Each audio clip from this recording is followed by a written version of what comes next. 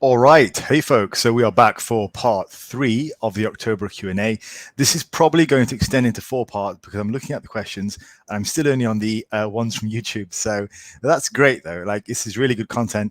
This is the type of thing which I think is very valuable for people because it is actually your questions. So let's get into it. Now, this one's from Gravity Training and he says, best advice for injury prevention. Okay, it's a good question. It's very relevant. We all come across injuries in our lifetime. So I think we can divide injuries up into acute injuries and then injuries which result from chronic abuse or use. Acute injuries, they tend to come because you overextend yourself heavily in one session.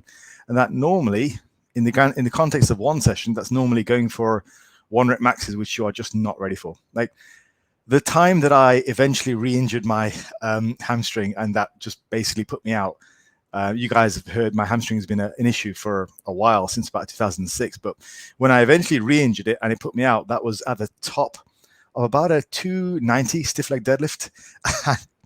I was not supposed to do 290 that day. I was supposed to do 280, call it a day and go home. But 280 felt great. And so I went with 290, which was about 12.5 kilos over the weight that I was supposed to hit or the weight that I was due to hit. And it just snapped and that was it, game over. So yeah, I mean, even the best of us, act silly at times, get carried away, blah, blah, blah. So anyway, that's acute. So basically avoid doing stuff which is completely out of the ordinary. And in the context of one session, that is normally an increase of weight rather than increase of volume. Volume increases don't tend to really screw you up over the one session unless you have come back from a layoff and you just decide to do 20 sets of body part and just destroy yourself. That's when something might go wrong. But typically people aren't doing that, or they aren't going from 10 sets to 30 sets in a workout. Typically where people really go wrong with acute injuries is they decide to do far too much, which they're not ready for. So in terms of chronic stuff, this is a bit more nagging, and this is where you kind of have to put your ego to one side. If you have any kind of pain, pay attention to it. Do not work through it. And I will say, I've never had any luck with things like heavy negatives for injury prevention. I just don't have luck with stuff like that. It just doesn't make any sense to me inherently. So rest. Basically rest it until it stops hurting and then get back and rebuild up. If you catch it early, it shouldn't take that long to rest and recuperate. And, just if you want to, if you're really addicted to the gym, and double up on other areas. Like if your shoulders are hurting, just do more work for your quads or your hamstrings or your glutes. Start training your calves, start training your forearms. I don't know, do something so you stay in the rhythm. So that's the first thing with regards to chronic injuries. The other thing with regards to chronic injuries is make sure you're actually providing some level of periodization. Man, I know Gravity Training, and he's a big guy. I think I imagine he does some sort of periodization. So do something. The two most common ones that I like to use are block periodization, where I will deload at the end and then carry on with the same block with maybe some minor changes. The other style is block periodization, where you work in waves and you do something completely different with the same structure. So for 3 weeks, you might focus on, I don't know, bench and squat.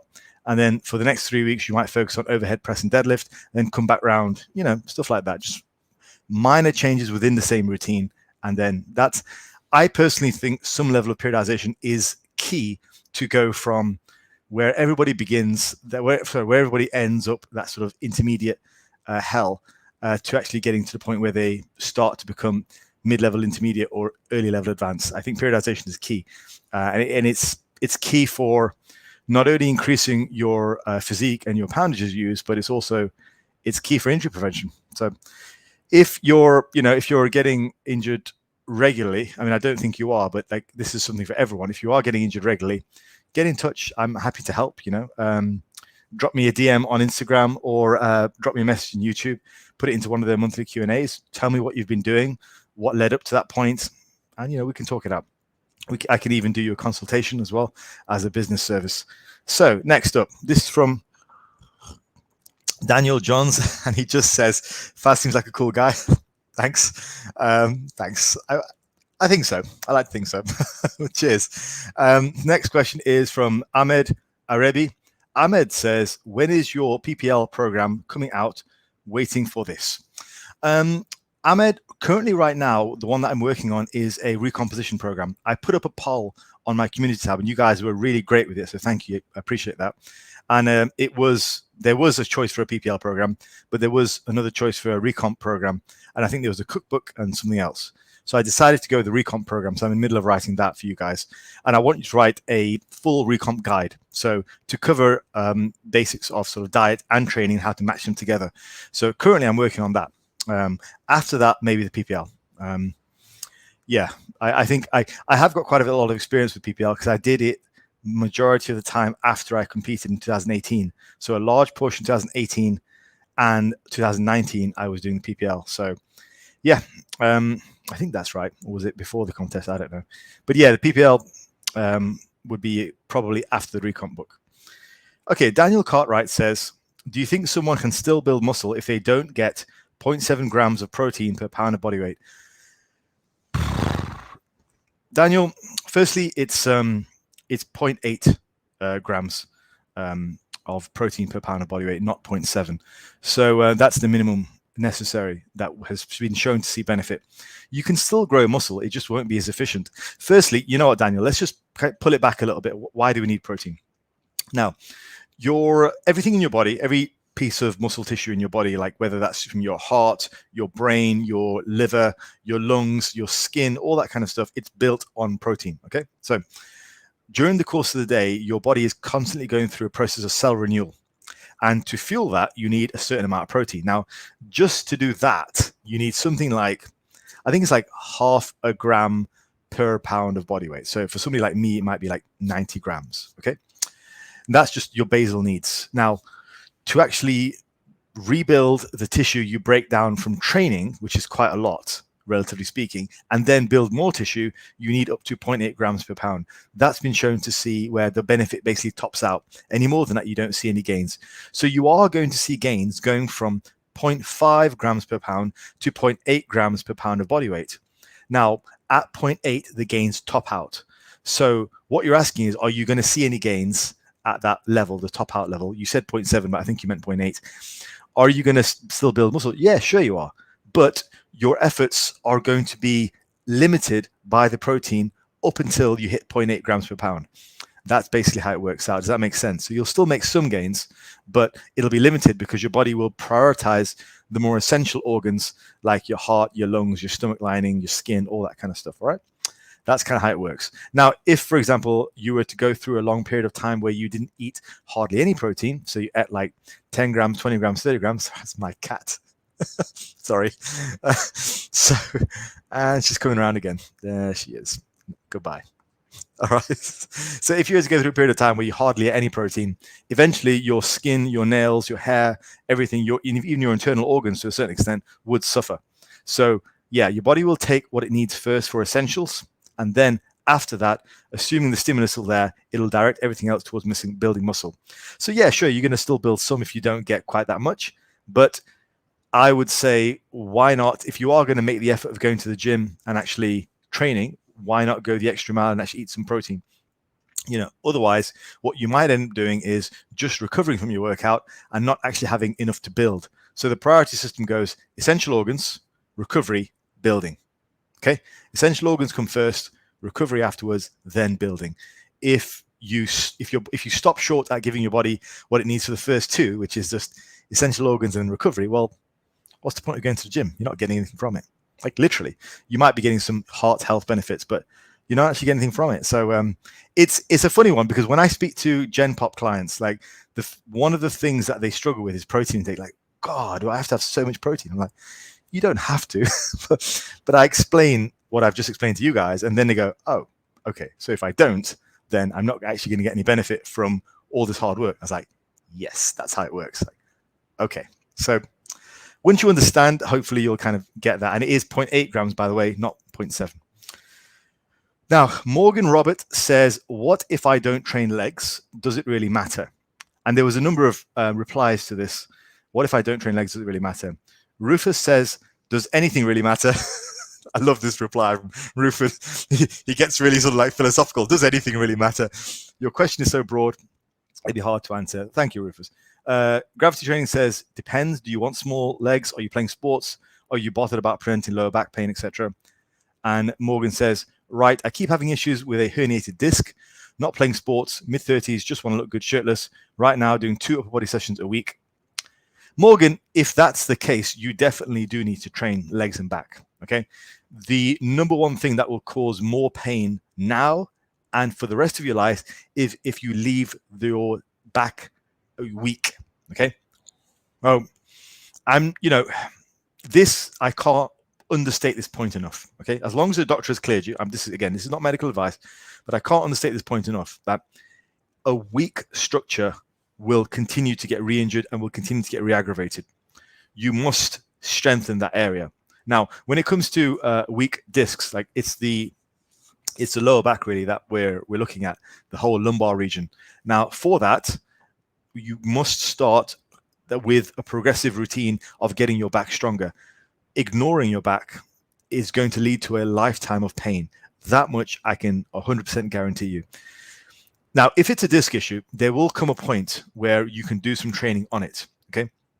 There will be a point after a few weeks after the injury or the latest flare-up that you will be able to train on it, like do some light exercises, like, for example, light hyperextensions or Romanian deadlifts with just the bar, keeping your back exactly straight, just bending at the hips, just providing an isometric tension to the lower back.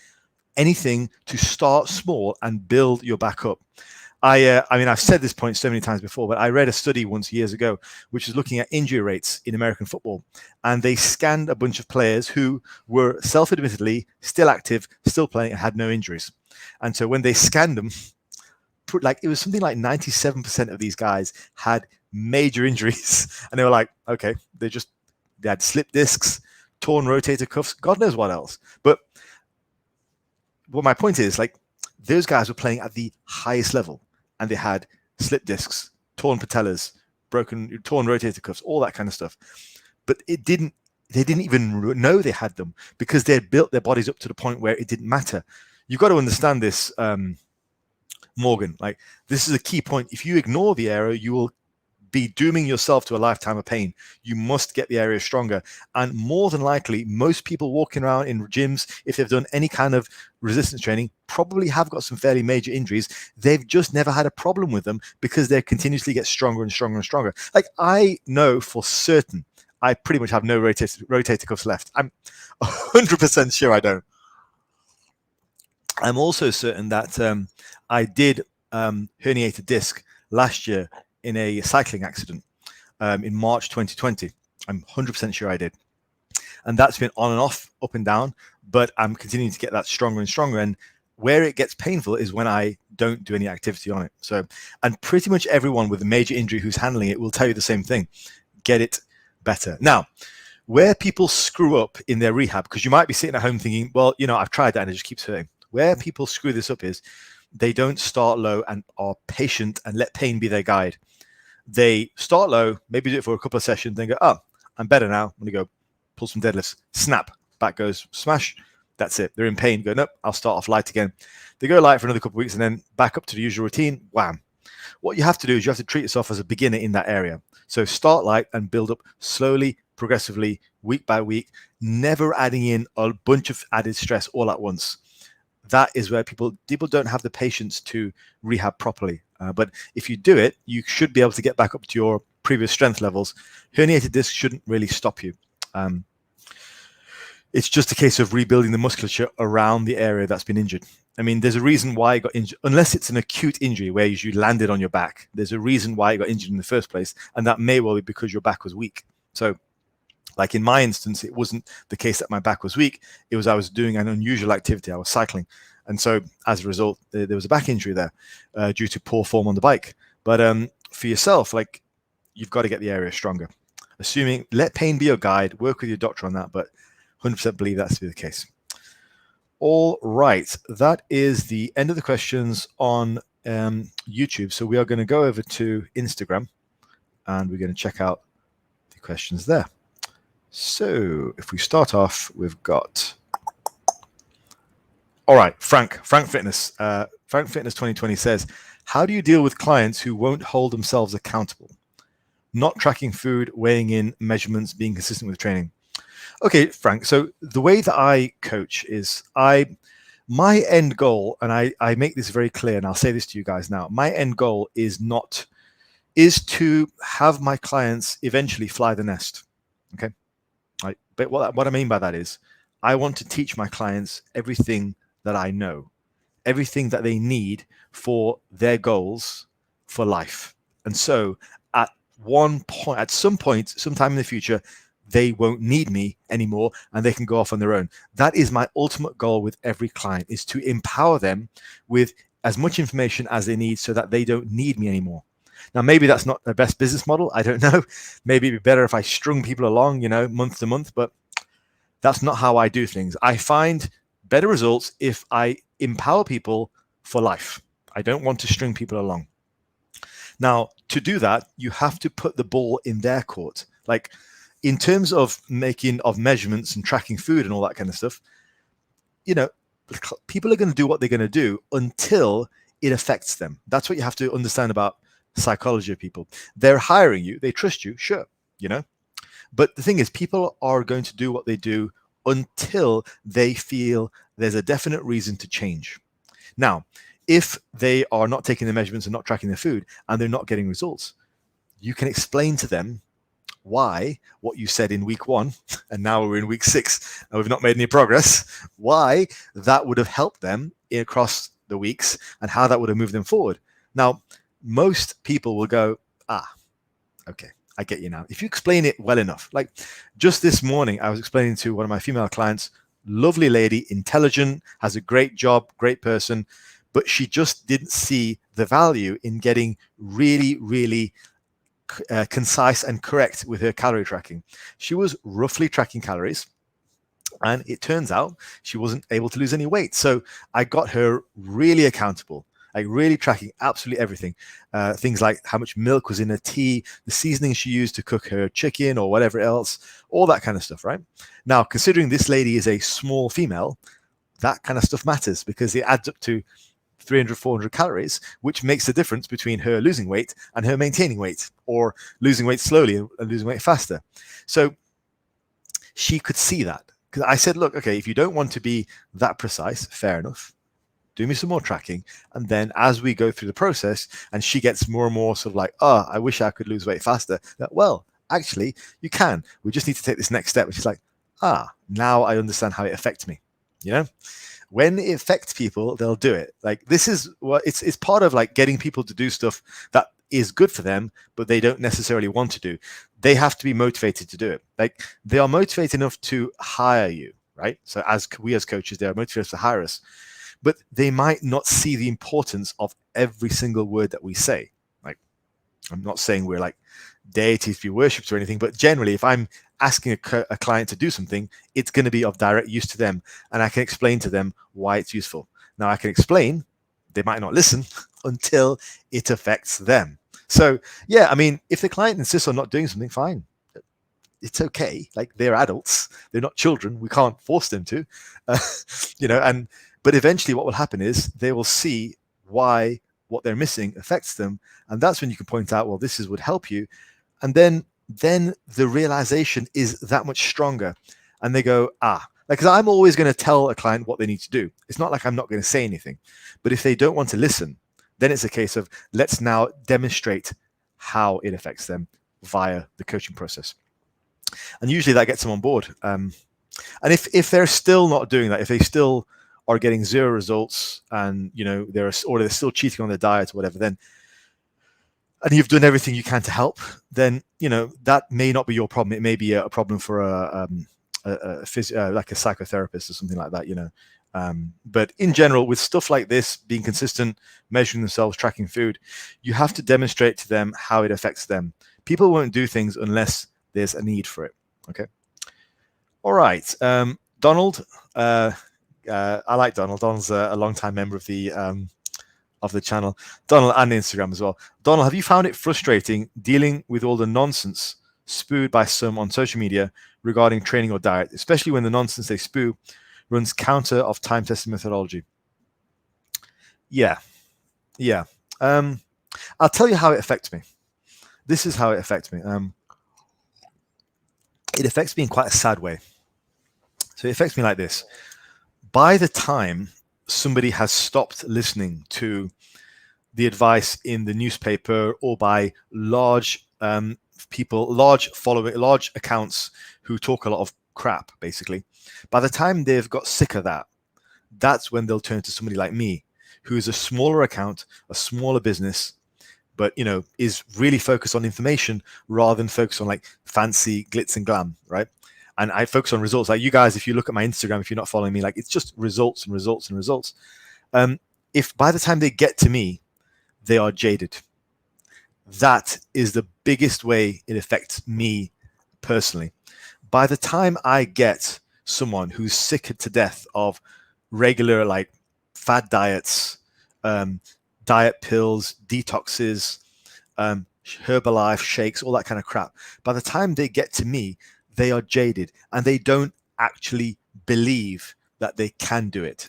They're just throwing some money at me, just like they've thrown money at everything else that they've tried with fat loss, like pills, shakes, fad diets, detoxes, but they don't really believe they can do it. And that's the hardest thing to try and get around. Now, I can get around it because I have ways and means of dealing with people like that and instilling confidence in them. But that's part of what I do as a coach. But like, if you're asking me like, what's frustrating about it, that is the most frustrating thing about it. It sucks the belief out of people. And that is sad, for them. And it makes my job a lot harder because they don't fully immerse themselves into what I'm doing. They go, okay, this is just another diet, which is probably going to fail.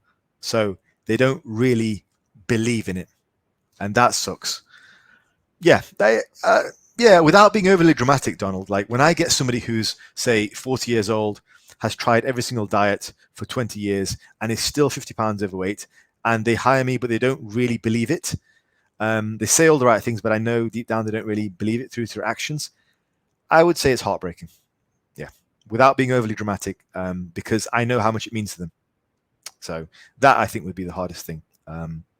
Yeah, that's my frustration. Now, Kalin Drashkov says, do you add the protein that comes from pasta bread to the total daily protein goal? Love your channel. Keep up the great work. Thank you, Kalin. I do, actually. Yeah, I do. I also have a number of vegetarian and vegan clients, which I fully support, by the way. Like vegetarian, vegans, crack on. I eat a ton of vegetarian and vegetables and stuff like that. So yeah, I do. I count it all. And I'm pretty sure in the research it is assumed that you count it all as well. I think I've never had an issue with vegans gaining muscle on a large portion of like legumes and breads and pastas and all that kind of stuff. And what I do though is just to ensure protein count is there. I do encourage vegans to eat more like corn, seitan, tofu, stuff like that, just to make up the protein count. But even vegan protein powders, But yeah, I mean, to answer your question regarding that, I know you're eating meat as well, but yeah, I count it all. I think if you're getting 0.8, I happen to think that protein is a little bit overblown when it comes to the health benefits, the hunger benefits, and all that kind of stuff. I think vegetables are a lot more important when it comes to hunger. And I think protein at about 0.8 grams per pound of body weight is plenty sufficient for most people. All right. Jay the 181 says, what are some of your arm training tips? Now, the big thing I find for training arms is you've got to isolate them. If you're on a decent full body or upper lower or push pull legs routine, you're probably doing enough compounds in the heavy ranges. Like you're probably pressing, pulling, etc. in the 6 to 8 rep range anyway. So your arms are getting plenty of heavy work just as a side effect of doing lots of compounds, pressing, pulling, all that stuff. So what I tend to find works for arms is to go a little bit higher in repetition, more like metabolic type work, because you're already hitting them with heavy stuff. Yeah. If you're doing lots of heavy bench presses, your triceps are getting lots of heavy work. So if I'm doing tricep work, it's going to be in that higher repetition range, maybe shorter rest periods, that type of range. If I'm doing bicep work, it's going to be isolated. Like barbell curl is all right. Like it's pretty good as maybe one of your exercises, but after that, I tend to go with cables, machines, stuff like that. I very rarely do barbell curls and dumbbell curls in the same routine. I'll go for like maybe a heavy barbell, but after that, it's all machines, tend to be high repetitions, just because I find if you are doing arm stuff, your arms are probably going to get enough work with your chins, your dips, your benches, your rows, your overhead presses, all that stuff. So isolate them, slightly higher repetitions, and balance out the high and low stress, because we know muscles do respond quite well to different rep ranges. David Robert Edwards says, what is the most appropriate training modality for novice lifters starting muscle building in the late 40s? It's a good question. Good question. I answered a similar question yesterday, so I'm going to give you a similar answer, but I would encourage you to go back and look at that video from yesterday. It would be 2 days a week of full body training, focusing on moderate rep ranges, about 8 to 12, full body. Also, maybe a couple of days of some type of cardio activity, maybe jogging, running, just to ensure that you have enough sort of horsepower to make it through these full body sessions. I would not go minimalistic on the volume. When you're in the gym, you're in the gym to work. So your volume can go up quite high. Just make sure the density of the workout is quite high as well. So you're taking relatively short rest periods, maybe about 1 to 2 minutes. Not much shorter than that, because that would be silly. But make sure you're getting in a lot of work in those 2 sessions a week, and then do some additional sessions to ensure your cardiovascular system is in enough of a good shape that you can actually get through the sessions and work hard on them. I suggested to the gentleman yesterday to purchase my ebook called The Wizard, and just do the heavy session and the medium session. Don't do the light session. And also take the advice in the book on how to increase your volume, but just apply it to the heavy day and the medium day. You might want to experiment with a third day at some point. Just be very wary of your sleep, your blood pressure, your resting heart rate. You don't need 3 days necessarily of heavy lifting when you're that age. I would rather you do 2 days and then something else for just cardiovascular, for your heart, basically. Not to burn calories, but just literally for your cardiovascular health, to make sure you're in good shape to be able to hit the weights heavy. That's what I would recommend. All right, we can get through a few more now. Juho Maja says, hey Faz, thoughts on doing main muscle like back on Monday night, and then accessory muscles like rear delts, traps, and biceps day after.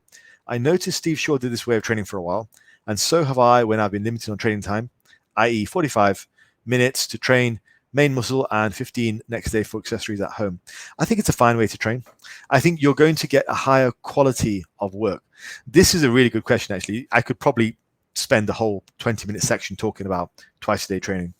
But just briefly, I'll say it's a good way of training because you will get a better quality of work in each session. So if your bicep and rear delt work comes after your back work, the quality is going to be less, simply because you'll be already fatigued from your back work. If you're doing it in a separate session after you've had rest and some food, the quality of work will be better. But therein lies the trap. It is very easy to then overdo it, because the temptation is to add more work in, but because your work you're doing is fresh, it's already going to count for more. Like 12 sets done, split up across multiple sessions, will be more stressful than 12 sets done in 3 sessions a week, just simply because those sets split across will be higher quality work. So they'll be more stressful on the body, more stressful in recovery. But also the sessions will be shorter, so the temptation will be, let me do more work. So yeah, by all means do it. You'll get better quality of work. Just be very, very wary of injuries, tiredness, sleep problems, mood irritability as a result of the quality of work representing a greater amount of actual useful volume, if you will. So yeah, just a warning sign there, but it's a good system. I did it many, many years ago when I was a lot younger. I was doing my master's, and I was basically doing a master's full time. So I would train in the morning before I went to university. Then I would go and do my studies, and then I train lasting at night as well. And I trained basically 12 days a week. It's great. But I mean, bear in mind, I was a lot younger then. So if I did that now, it would kill me. But yeah, it's a good way to do things. Right. I'm going to hit the last couple of questions here. I think I've got enough time. Amanda says, what might be causing pain in the front of my shoulder during dumbbell bicep curls? I've lightened the weight and I'm using proper form, but I keep experiencing pain, irritation after a few reps. Any suggestions?